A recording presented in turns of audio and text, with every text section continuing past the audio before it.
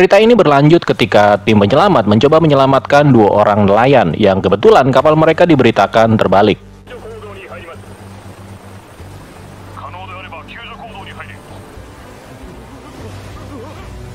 Dan bukan cuma itu, nyawa dari para tim penyelamat juga dalam bahaya ketika seekor ular laut raksasa yang dijuluki sebagai Manda muncul dan mencoba menyerang tim penyelamat.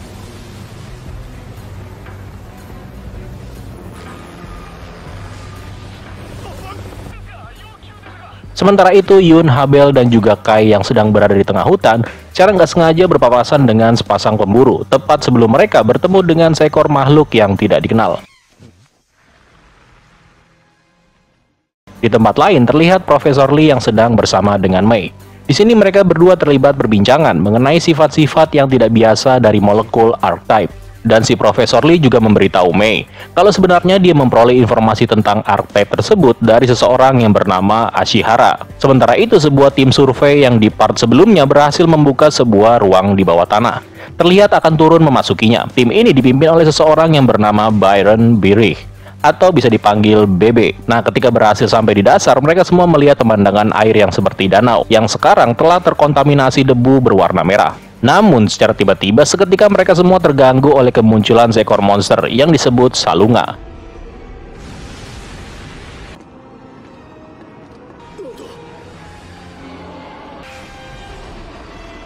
Para anggota tim nyaris aja tidak berhasil melarikan diri, sebelum akhirnya pintu goa itu berhasil ditutup kembali. Balik lagi ke Yun, Habel, dan juga yang lainnya yang mencoba mengejar sosok makhluk yang baru aja mereka lihat sebelumnya. By the way, monster tersebut diberi nama Anguirus. Nah, ketika berhasil menemukan Anguirus, para pemburu mencoba untuk menembaknya. Tetapi entah bagaimana caranya, Anguirus malah menangkis peluru mereka dan kemudian melarikan diri.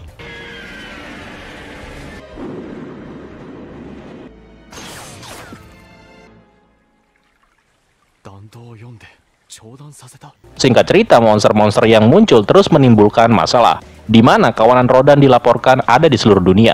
Sementara kemunculan Anguirus dan juga Manda malah menambah kepanikan. Sementara itu, Yun yang sudah bersama dengan si kakek Goro kemudian mencoba menyelidiki rekaman video ketika melihat kemunculan Anguirus sebelumnya. Di sini Yun menyimpulkan bahwa Anguirus sebenarnya memiliki kemampuan untuk meramalkan masa depan, tapi masih dalam kategori jangka pendek. Yun bisa memprediksinya, yaitu ketika dia melihat Anguirus menggetarkan durinya untuk menciptakan sebuah medan energi. Nah, setelah itu sebuah operasi akan dilakukan untuk menangkap Anguirus, yang sekarang muncul secara tiba-tiba. Anguirus kini telah tumbuh lebih besar dari sebelumnya.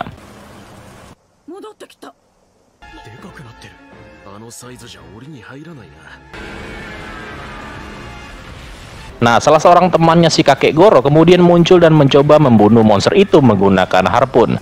Tetapi serangan tersebut juga gagal. Goro kemudian turun tangan sambil mengemudikan jet Jaguar yang telah diperbaiki sepenuhnya dan bersiap untuk melawan Anguirus. Sementara itu, kawanan Radon dalam jumlah besar sekarang sudah tiba di kota Manhattan, Amerika Serikat. Dan kengerian pun seketika melanda kota tersebut. Di fasilitas Misakioku, Sato bersama dengan Yamamoto sedang melihat sebuah dokumen yang dikerjakan oleh Ashihara. By the way, seperti yang dijelaskan di part sebelumnya, Ashihara adalah seorang ilmuwan yang jenius, yang merupakan pendiri dari fasilitas Misakioku ini. Jadi, 80 tahun yang lalu, Ashihara melakukan penyelidikan perihal debu merah yang terjadi di daerah ini. Dan pada saat itu, Ashihara menemukan seekor ubur-ubur yang terpapar akibat debu merah. Dan karena itulah dia kemudian melakukan penelitian di fasilitas ini. Dan sampai sekarang tidak ada yang mengetahui dengan pasti apakah Ashihara ini sebenarnya sudah mati atau masih hidup. Di tempat lain, tampak si BB yang juga sedang memperbincangkan tentang Ashihara. Dan BB ini adalah salah satu dari banyak orang yang juga sama-sama sedang berusaha melacak segala misteri tentang kaiju. Sedikit informasi mengenai dirinya nih. BB adalah seorang direktur penelitian di lembaga penelitian yang bernama Upala, yang baru aja dibangun di negara India. Di sini BB mengetahui kalau dulunya Ashihara berhasil memprediksi kedatangan kaiju hanya melalui debu merah. Namun untuk motifnya sendiri BB belum mengetahui secara pasti. Tapi yang pasti Ashihara adalah seorang ilmuwan yang pertama kali meneliti perihal archetype. Dan hal itulah yang juga diketahui oleh Mei ketika dirinya mencoba mencari tahu siapa sebenarnya Ashihara. Dalam sebuah catatan yang dikerjakan oleh Ashihara, Mei mengetahui sebuah teka-teki misteri. Dan di dalam catatan itu terdapat suatu tulisan yaitu orthogonal diagonalizer. Next, setelah itu Mei bertemu dengan seorang wanita yang bekerja untuk Departemen Luar Negeri. Wanita ini bernama Kanoko. Dia adalah sosok wanita yang sebelumnya dihubungi oleh Sato ketika Sato mengetahui adanya fosil hewan raksasa di fasilitas Misakioku. By the way, karena Kanoko ini adalah orang Kementerian Luar Negeri, maka dia pun mengetahui dengan baik segala hal termasuk rahasia negara. Nah, dalam obrolannya, Mei mengatakan kalau Archetype tidak dapat memundurkan waktu, tetapi hanya bisa membelokkannya. Dan bukan cuma waktu, melainkan ruang dan segala hukum fisika. Dan ketika hipotesis itu digabungkan dengan catatan milik Ashihara, maka Mei menemukan kalau kemungkinan Archetype dapat membengkokkan segala simetri ruang dan waktu. Setelah itu kemudian Mei bertemu dengan Profesor Lee dan memberitahukan penemuannya. Sementara itu pertarungan sengit terjadi antara Anguirus melawan Jet Jaguar.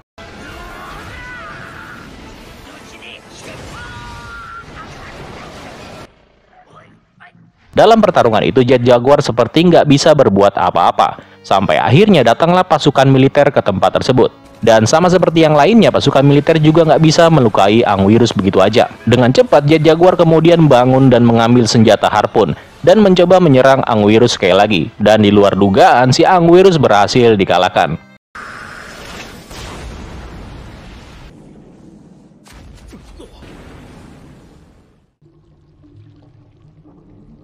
Sementara itu di tengah laut terjadi ketegangan antara angkatan laut melawan Kaiju Manda yang datang secara bergerombol.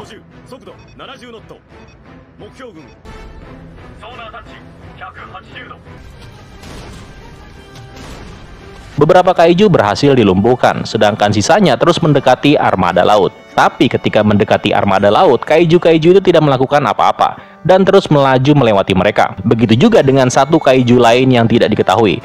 Dia muncul begitu aja, tapi bedanya kaiju ini muncul sambil melompati salah satu kapal perang. Ternyata kaiju yang baru aja muncul itu sedang mengejar gerombolan kaiju Manda. Sementara itu di tempat Anguirus dikalahkan, sekarang di tempat ini sudah dikerumuni oleh para wartawan. Tapi tiba-tiba makhluk itu seketika bangkit kembali. Ternyata Anguirus cuma pingsan cuy. Karena itu Jet Jaguar harus digunakan kembali untuk melawan si Anguirus.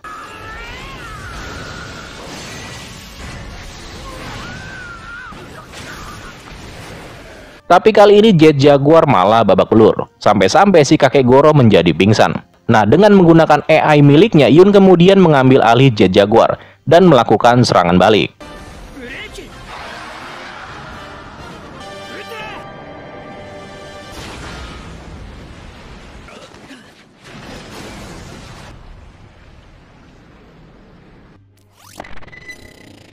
Di pesisir pantai, tampak sekelompok kaiju ular raksasa terlihat sedang bergerak menuju kota, bersama dengan monster misterius lain yang juga datang memburu Manda.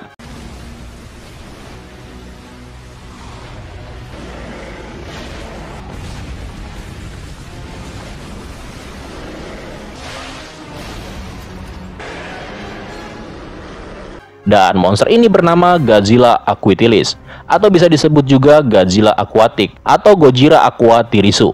Ini bukanlah pertama kalinya Gojira menampakkan wujudnya, karena di episode 3 dia juga pernah muncul secara singkat sebelumnya. Next, di dalam pesawat, Mei bersama dengan Profesor Lee yang sedang dalam perjalanan terlibat obrolan lagi tentang Archetype. Lee memberikan sebuah modul kepada Mei yang diberikan oleh seseorang yang bernama Bebe. Bebe ini adalah salah seorang penggemarnya Ashihara. Nah, selain seorang pendiri fasilitas Misakioku, Ashihara juga merupakan salah satu pencipta superkomputer Shiva, yaitu tempat di mana Profesor Lee bekerja. Nah, lewat modul ini diperlihatkan sebuah skema tentang Archetype, yang intinya Mei mengetahui kalau Archetype adalah suatu material yang terstruktur dan memiliki jangkauan ke dimensi yang lebih luas. By the way, Archetype ini sebenarnya terbuat dari debu merah, karena debu merah adalah fase pertama dari pembentukan Archetype. Nah, karena Archetype pada dasarnya terbuat dari debu merah, dengan kata lain, Archetype sekarang telah tersebar ke seluruh dunia. Nanti kita lanjut lagi tentang Archetype ini. Sementara itu, para Radon sekarang juga diberitakan telah muncul di tempat di mana Gojira sedang berada, dan bahkan di seluruh Eropa. Di Otaki Factory, tampak para anggota sedang berkumpul pasca kemunculan Anguirus sebelumnya. Di sini kakek Goro memperlihatkan tanduk atau duri milik Anguirus yang sempat dia ambil dari pertarungan Jet Jaguar melawan Anguirus. Goro beranggapan kalau tanduk tersebut bisa mereka gunakan untuk mempersenjatai Jet Jaguar. Sementara itu, Yun yang sedang mengotak-ngatik laptopnya berhasil menemukan rahasia di balik untayan lagu yang terdengar di fasilitas Misakioku dan juga di rumah hantu. Hasilnya adalah diperkirakan lagu yang ada di Misakioku tersebut diputar pada tanggal 6 Juli 2030. Namun lagu yang ada di rumah hantu diputar pertama kalinya 60 tahun yang lalu. Nah, di sini Yun merasa kalau dari dua lagu itu pastinya tersimpan sebuah pesan rahasia. Sementara itu di fasilitas bawah tanah Misakyoku tampak Sato yang sedang melakukan pemeriksaan di tempat di mana fosil hewan raksasa berada. Di sini Sato sempat terkejut ketika melihat banyak sekali debu merah di sekitar area. Dan bukan cuma itu, tampak beberapa alat penghubung tertancap di tengkorak fosil tersebut. Sato sempat menduga kalau memang dari sinilah sumber lagu misterius tersebut berasal. Dan tiba-tiba seseorang muncul dan berhasil membuat Sato pingsan.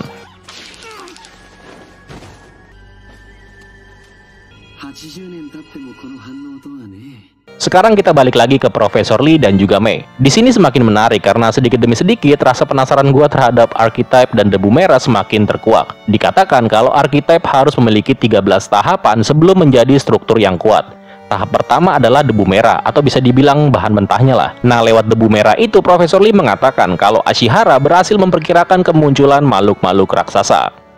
Lee juga mengatakan debu merah pertama kali ditemukan di dalam ubur-ubur yang diternakan di Jepang. Ubur-ubur itu adalah spesies yang berbeda dari ubur-ubur pada umumnya, di mana ubur-ubur tersebut berhasil menyerap dan menggunakan debu merah ke dalam tubuhnya sendiri. Dan pada saat itu debu merah hanya dapat diperoleh di beberapa lokasi di seluruh dunia.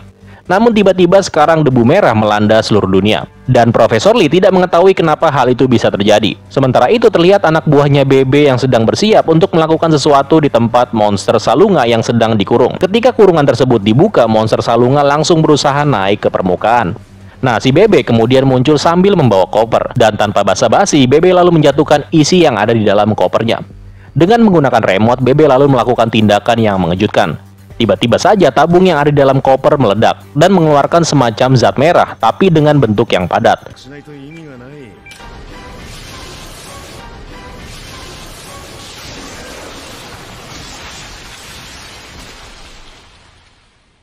Yang akhirnya menyebabkan Salunga tidak bisa berbuat apa-apa. Sementara itu operasi besar-besaran dilakukan untuk membunuh Gojira. By the way, di tahap ini Gojira telah berevolusi ke tahap selanjutnya dan diberi nama Gojira Amphibia atau Godzilla Amphibia.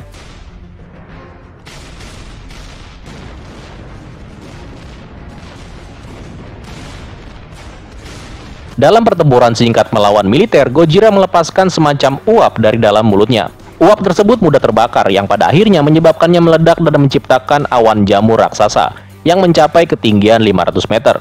Gojira yang terbakar lalu menciptakan sebuah cangkang untuk sekali lagi melakukan proses evolusi. Di sini pihak militer belum tahu. Yang mereka tahu kalau Gojira Manda bersama Radon yang ada di sekitarnya sudah mati terbakar.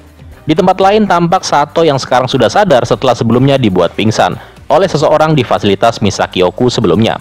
Sekarang dia ini sedang melakukan penyelidikan tentang Ashihara. Di sebuah tempat pengiriman dokumen, Sato menemukan sebuah dokumen yang sudah berumur 30 tahun. Dan dokumen tersebut rencananya akan dikirimkan atas nama Michiyuki Ashihara. Dan yang lebih mengejutkan adalah dokumen itu dikirimkan ke India, tempat penelitian Upala, punyanya si Bebe tadi cuy. Dan kebetulan juga salah satu fasilitas Shiva juga berada di India. Sato curiga apakah selama ini Ashihara memang berada di India. Sementara itu di wilayah Inggris, Profesor Lee dan juga Mei seperti biasa cuy lagi ngobrol-ngobrol lagi.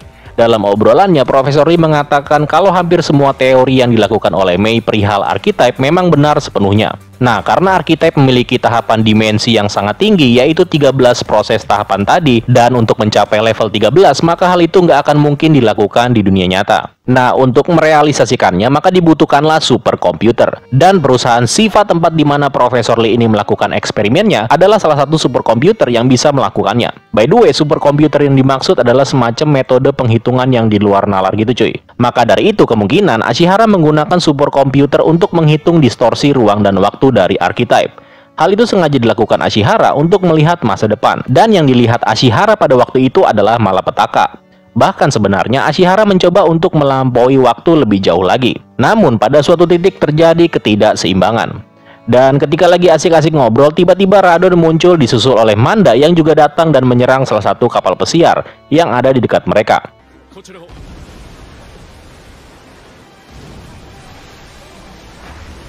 Bukan cuma itu, segerombolan Manda juga datang memasuki perairan Inggris. Singkat cerita, Profesor Lee dan Mei tiba di sebuah tempat, di mana di tempat ini dulunya Ashihara pernah tinggal dan melakukan penelitiannya. Sementara itu, tim Otaki Factory yang sedang berada di pinggir pantai menemukan bangkai dari salah satu kaiju manda. Dari penyelidikan mereka terlihat kalau kaiju ini mati akibat dimangsa oleh sesuatu. Nah, nggak jauh dari situ mereka melihat sebuah gubuk yang terlihat mencurigakan. Karena itu bersama dengan beberapa orang mereka semua mencoba menyelidikinya. Namun di tengah jalan mereka secara tiba-tiba diserang oleh seekor monster misterius.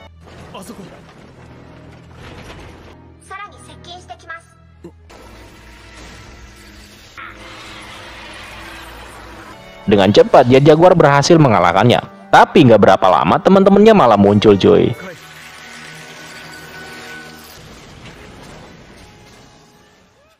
Jet Jaguar mencoba menghadapi beberapa makhluk tersebut, dan yang lainnya mencoba untuk melarikan diri.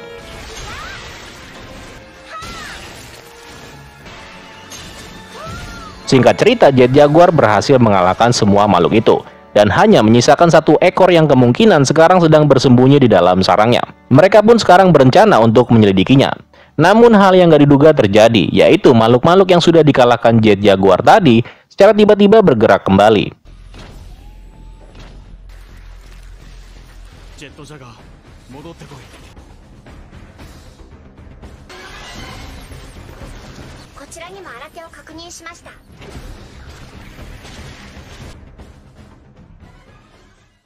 Dan karena ceritanya sangat seru, jadinya bersambung dulu ya cuy di part 3 nanti.